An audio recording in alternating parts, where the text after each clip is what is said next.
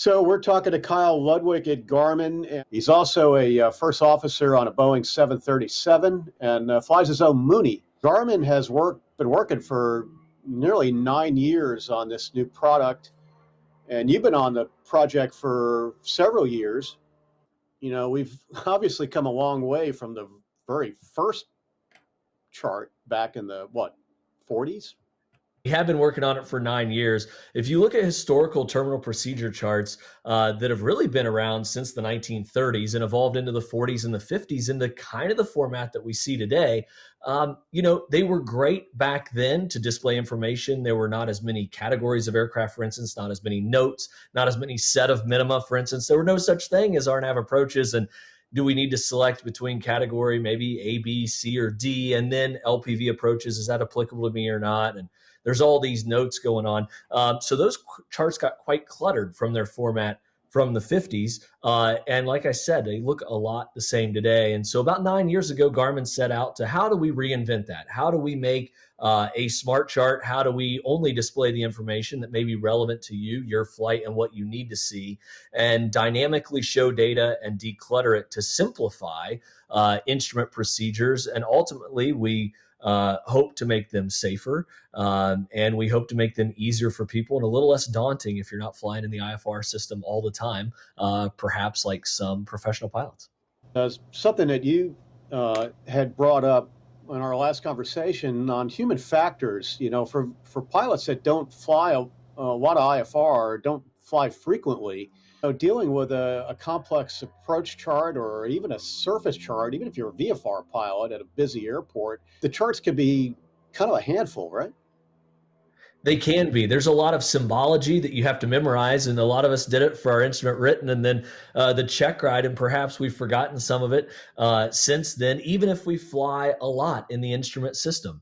And so there's a lot of notes, a lot of symbols, a lot of things that, again, may not be applicable to you. And a lot of instrument pilots, as you very well know, Larry, they fly between some of the same airports. Maybe it's grandparents to go see their grandkids. Maybe it's the same corporate flight department that flies between points A, B, C, and D to do their normal business. Maybe they go to Teterboro a lot out of, one of the other prolific U.S. business aviation airports. But the notes and extraneous things you see at some other airports, like the other day, we were looking at a chart, Larry, and I said, wow, the ILS 48 in Boston uses a pound sign. It uses a hashtag for maybe the younger folks watching this segment. What is that? I've never seen that on a chart before. And you had to go look at a whole different set of notes up above to interpret that. Where with smart charts, we put all of those notes next to the relevant details, and we can kind of turn on and off those notes or minima adjustments, perhaps, depending on what input you've given to the chart. So we are really thinking that we've simplified what you should see on a chart, and in turn should make it easier for you to navigate about the IFR system and more safely get your passengers or perhaps your family from point A to B. Let's look at a chart here. Let's take the ILS or localizer runway 4 right at Boston Logan up in Massachusetts. Okay. Yeah, I'm going to pull up that ILS. Interesting things going on this chart, and there are. So let's look at the ILS to 4 right at Boston. It's kind of one of those favorite approaches for maybe an airline interview or a check ride question. There's a lot of gotchas on this one for sure. I'm going to show you the traditional chart here in dark mode. Let's turn it to light mode so we can see it just a little bit better. So for those watching, we'll have a recording here for you, but it's the ILS to 4 right at Boston. You'll notice it looks a lot like a normal approach. We're going to brief our frequencies and inbound courses. We're going to probably set up our radios for tower and ground once we get to that phase of flight. And you'll notice a few different things here. For instance, I was mentioning that pound sign of that hashtag earlier. You'll notice here, approach minima when control tower reports tall vessels in the approach area. Well, what does that pound sign mean? We have to scroll all the way back up to the top of the chart and see when vessels taller than 144 feet present, that straight in ILS to 4 right is not applicable. Those minimum do not apply to us, and we cannot execute that approach. You'll notice different things all over this one as well. A bunch of different minima. If I zoom in down here at the bottom of the chart, a bunch of different minima, kind of dependent upon approach category, what speed you're flying. But again, we have to know what category we're flying in. And so some days, if I'm in my Mooney, I'm a Cat B, and if they tell me to speed up on the approach, I could go into Cat C. And so I have to be able to interpret that and remember those numbers on the fly. And so to then get to my applicable minimum. And that's after I've briefed this, I've looked at a lot of notes. If we look in the top hand corner, the right hand corner here of SmartCharts, we've got a flip flop button, that quick change button to switch to the smart chart here. You'll see a much more simplified chart. It's all to scale. No longer do we see an MSA ring that's not to scale, or perhaps things that go off of the approach chart that are not to scale.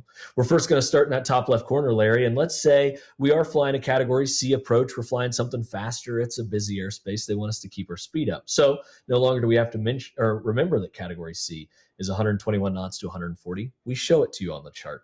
We're going to select ILS minimums because the glide slope is operative. And again, we would know that because of the NOTAMs in the bottom right corner of this chart. We could click on that and see. And let's say that there are tall ships present. Let's say that vessels tall 144 feet are present. So we're going to go to our minima selector here that's dropped down, this drop-down menu. We're going to click yes. There are ships greater than 144 feet. If we run our eyes back up to that minima of the ILS, it says it's not authorized. Again, on that paper chart, if I switch back here, again, we had to look a bunch of places. Does it really notify you that that approach minima is not applicable? Yes, it does through notes in two different places, the bottom and in the top of this chart. But SmartCharts shows you right away. You see at the top here under that minima selector, not authorized. This approach is not authorized. If we drop down the menu, we show you not authorized as well. And then Larry, I was talking about our geo-referenced profile view, and you can see that at the bottom of the screen here. And it also says minimums not applicable. So a lot of ways here to see notes, to see them more clearly, and to see maybe, hey, you shouldn't shoot that ILS to those ILS minimums. There's tall ships there, and that may become a hazard to you and your aircraft and your passengers if we try to attempt that approach. Okay, let's switch gears and look at a airport diagram. Let's go to busy Newark Liberty in New Jersey. Okay, so I'm going to go through the UI here and go to the airports page within Garmin Pilot, and we're going to look at the very busy and very storied Newark Airport around recently. You'll notice here some things that normal approach charts or traditional approach charts, terminal procedures don't have today. That's color markings.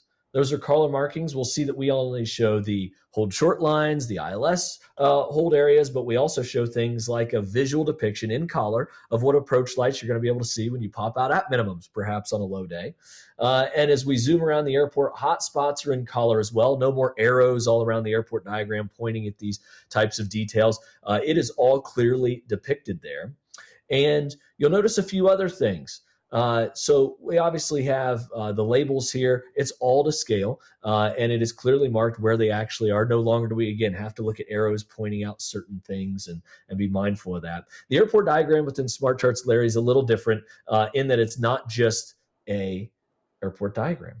We also have details at the top, things you may normally see in an airport facility directory or elsewhere within Garmin Pilot or your favorite EFB. We can scroll down here and see all of our details, all these notes that could be all over this chart. We now organize that into general notes and operational notes. Runways and departures tab at the top. As I click through this UI, the top buttons here highlighted in blue, you'll notice we break it down into runways, takeoff procedures. This is where you may have ODPs or obstacle notes. You can see that in the runway departure tab. And then alternate minimums. The fourth thing that you may see elsewhere within the old school terminal procedure book or elsewhere within your app. Again, it wasn't all clear as to where to get this information before. We had to be flipping through tons of paper charts in the old days, 15 years ago, and now flipping through or tabbing through apps to find all this information. We make it easy with SmartCharts. And if I go to alternate minima, you'll notice, again, I can change it by approach category. So I mentioned earlier, we're category C today, so notice I can tap category C, and that visibility on the right side changed. If I go back to category B, you've got a lot of 2-mile visibility. If I tap category C, it's 2 3/4. No longer do I have to tab through all these books if you're doing it kind of the old school paper chart way, or go decipher a whole bunch of different places in your EFB where to find this information. We do that within SmartCharts very simply. And then comms at the top. You'll probably notice if I zoom all the way out in this airport diagram, one thing is missing is that comms box that's normally in the upper corner of approach charts today, or excuse me, airport diagrams today.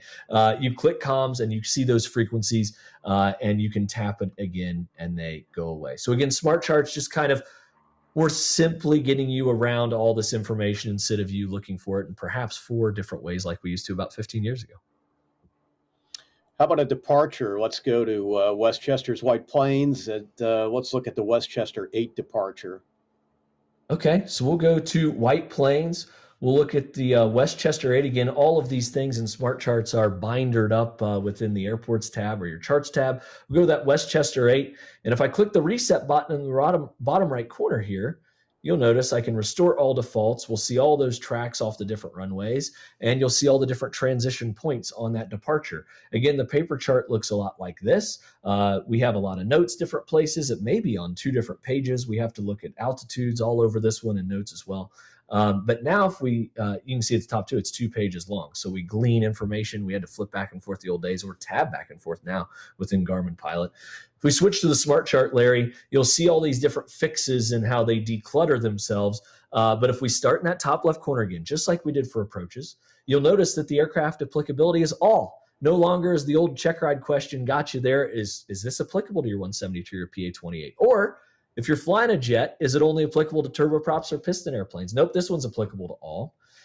Let's say we're departing off of the runway going southeasterly here. So let's depart off of perhaps runway 16.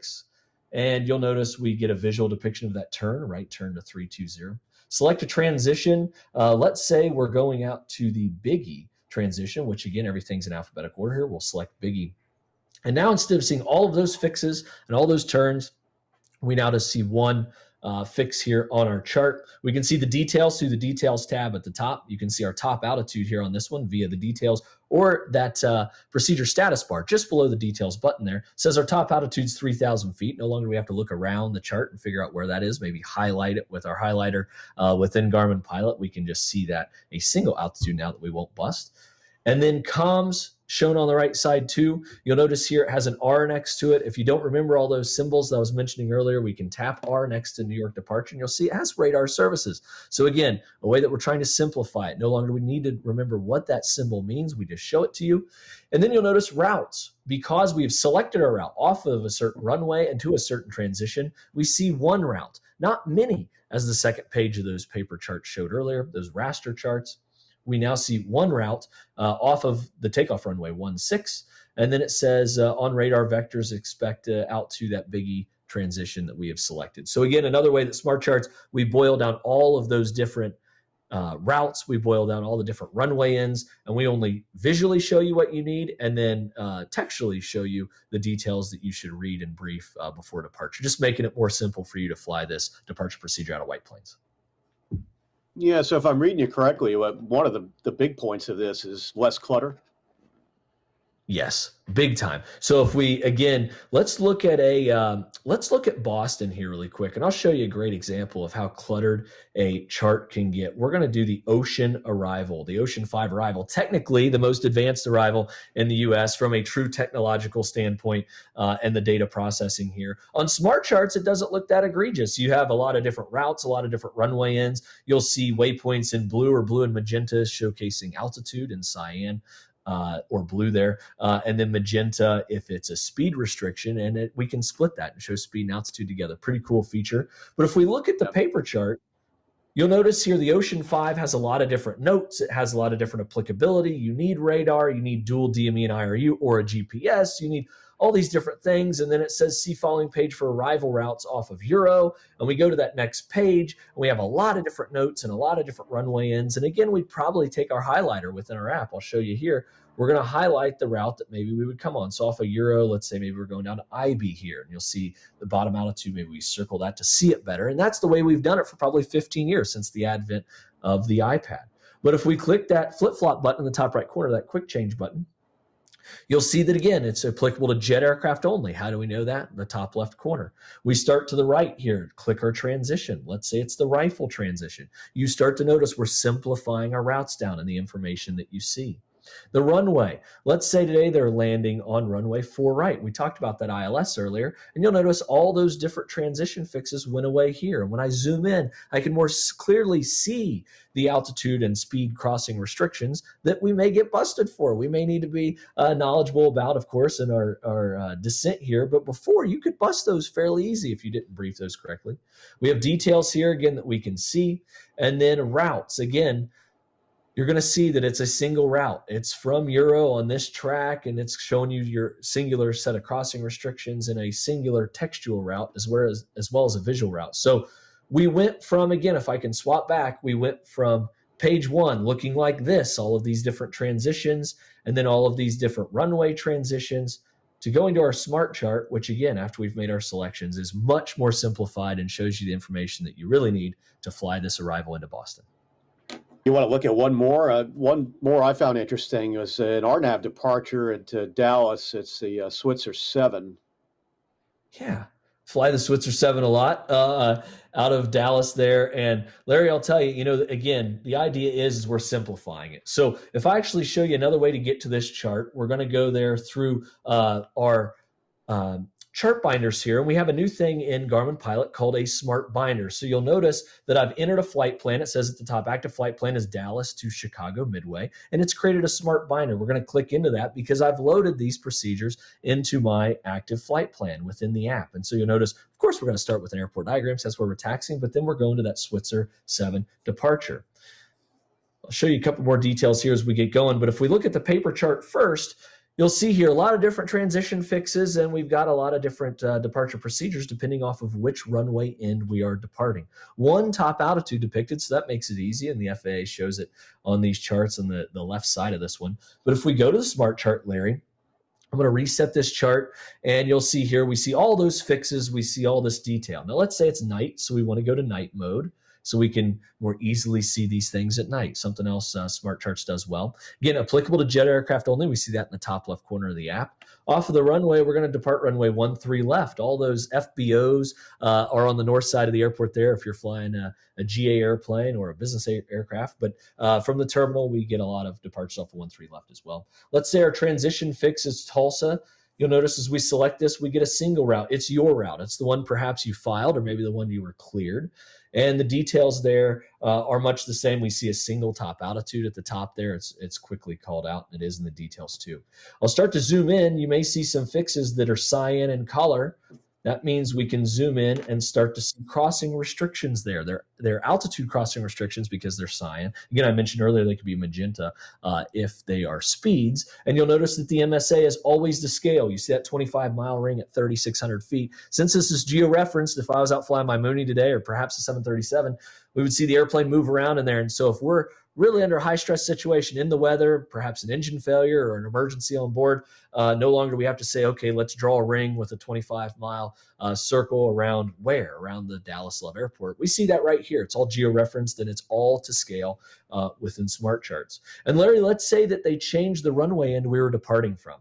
The reset button in the bottom right corner here, we can click zoom to center. So if you're out somewhere else on the arrival and you want to zoom it to center, you can. Change the aircraft type. We're not going to do that today because it's for jets only. But if we want to change our transition and runway, we can just reset the chart. And you'll notice all of our runway ends and transitions pop back up. We can go to the top UI and quickly say, okay, now we're departing off the 3-1s on the Tulsa transition again, perhaps. And now you can see down here that climbing to 1,000 feet out to Barry and then a right turn. And then again, our routes are changed there. So you'll notice that this is how SmartCharts really makes flying these procedures simple, much more simple. We always simplify the route, we simplify the notes, and we give you a much cleaner depiction of what you are probably flying out there. And hopefully it makes you safer, makes this all easier too. Yeah, so these smart charts are available in Garmin Pilot for iPad. And what users get access to these new smart charts? Yeah, that's a great question, Larry. So it's SmartCharts is available starting tomorrow, actually. We're doing this interview starting Wednesday, the 28th at 7 a.m. Eastern time. And they'll be on iOS devices, so iPads and iPhones both. A little difference between the UI on the iPad and the iPhone just because of the screen real estate that we have to play with. And you have to have the premium subscription of Garmin Pilot. So that's available today for $209.98, much cheaper than the equivalent $300. The first terminal procedures book available in the 30s was over $300 in today's dollars, and so $209 is quite a deal, if you will. But I'd also like to add, if you're a standard subscriber of Garmin Pilot today, we're going to add a premium upgrade to your account through the end of August. So you basically get 3 months of Garmin Pilot Premium for free if you're a standard subscriber today. And then if you've ever used a 30-day free trial of Garmin Pilot, we are going to reset all of those free trial subscriptions, whether you've tried it before or not. And you can download that Garmin Pilot app off of the iOS App Store, off the Apple App Store, and try SmartCharts on your next instrument flight, or brief maybe your next approach procedure up, and really see how we've kind of reinvented what terminal procedures can be going forward. Kyle Ludwick at Garmin, always enjoy talking with you, and you'll be demoing these things at upcoming Oshkosh, I assume. We will. We'll have a large SmartCharts and Garmin Pilot display in our upcoming Oshkosh exhibit. We're really excited. Larry, please come by, get your hands on it, and let's show you the difference that we're kind of making in the terminal procedure space. And yeah, we appreciate the time to showcase this product. We've been working hard on it, like you said, for 9 years, and we're very proud to put it in the hands of pilots in the U.S. and the Bahamas here at launch. Thanks, Kyle. Appreciate it. Thank you.